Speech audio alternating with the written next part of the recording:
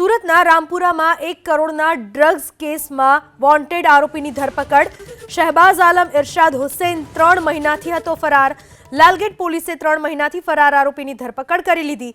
Drugs માફિયો નેપાળથી Surat આવતા જ પોલીસે ઉઠાવી લીધો। લાલગેટમાંથી એસઓજીએ 3 મહિના પહેલા ઝડપી લીધું હતું 1 કરોડનું ડ્રગ્સ પકડાયું ત્યારે આરોપી શહેબાઝ વતન યુપી ભાગી છૂટ્યો હતો।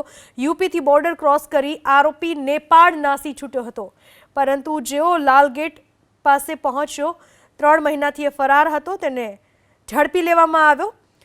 નેપાળથી જેવો સુરત આવ્યો તરત જ પોલીસે આરોપી શહેબાઝ આલમ ઇરશાદ હુસૈનને ઉઠાવી લીધો।